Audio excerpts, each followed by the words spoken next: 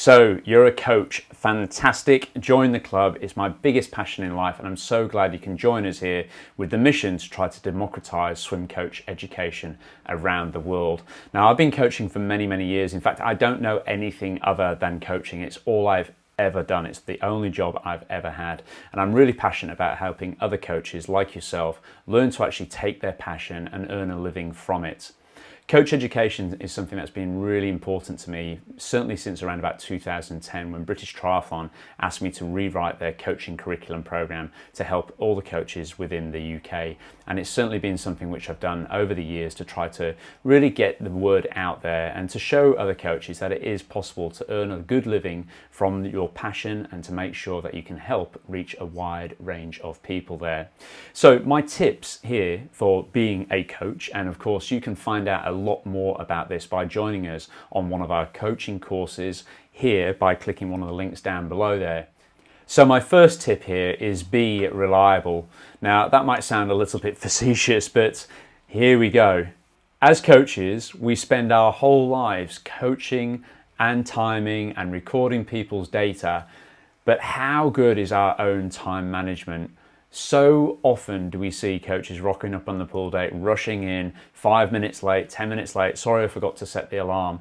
Now, it is so important that you are reliable. I would rate it as the most important thing. In fact, when I started coaching, I remember being on the pool deck and there's a group swimming in one of the other pools close by, and they could see that I was turning up every morning 5-10 minutes before the session, always planned, and their own coach hadn't been turning up reliably enough. And one day I got a phone call and they all asked could they join my program. Now I was a little bit scared by this, simply by I didn't want to be accused of poaching those swimmers from another coach. So I contacted that coach. He told me he was fine with them actually coming to join me.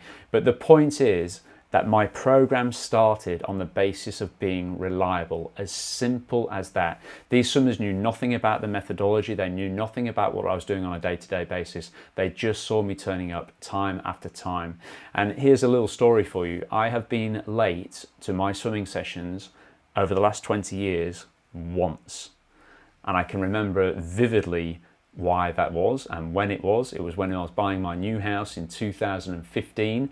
And I slept through my alarm, and the panic that ensued was unbelievable. I turned up onto the pool deck 17 minutes late, and those swimmers who are still swimming with me, the majority are still swimming with me, still don't let me forget that day around about 7 or 8 years ago. But the crazy thing is that the amount of stress that caused, and it just really threw a spanner in the works, it's just simply not worth it. So do what you can, set it as a priority.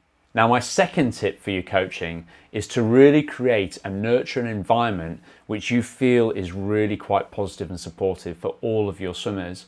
It only takes one bad apple to destroy the entire orchard. So sometimes you get those swimmers, clients, whatever you want to call them within the program, who maybe cause a little bit of a stir and create a bit of a ruckus. And that can be really bad for the atmosphere environment for the rest of the program. Don't be afraid, as the saying goes, to fire your worst customer. It feels terrible at the time. I've only had to do it once or twice myself over 20 years, but doing so was the right thing for the whole program. And I encourage you to always make sure that you're actually looking after the greater good of the environment and the squad atmosphere that you're nurturing. Tip number 3 then is the coach wears many hats. Now, I remember doing sports and exercise science at the Bath University in the UK, fantastic facility, and I remember really falling in love with coaching. That's when it really hit me. That's what I wanted to do for the rest of my life. In 1997, on a sports and exercise science field trip, the coach told me, the coach who was actually coaching our coach education program that day, said to me, "Newsom, you're going to be a coach." And I was thinking, well, how do you know that? I wanted to be a biomechanist. I wanted to be a physiologist. No, you're going to be a coach. I can see it. I can see that's what you're going to do. I was like, okay, fantastic. I'm going to be a coach. And one of the things that he talked about on that specific day was this idea that the coach wears many hats.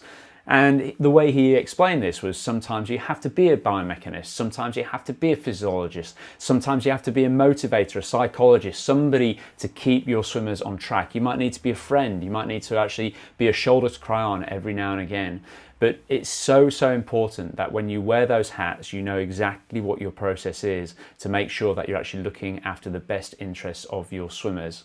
So please do remember to wear those many hats, and the more you can do to upskill yourself in those areas like psychology, like physiology, like biomechanics, all of those type of things which we'll dig into within our own courses here will all really help you up your game. Now, my final tip number 4 for you coaches out there is to make sure you look after yourself. Now, personally over here, I'm up on the pool deck every single morning at 5:30 a.m, which means I need to be up and about in the morning at 4:30 a.m.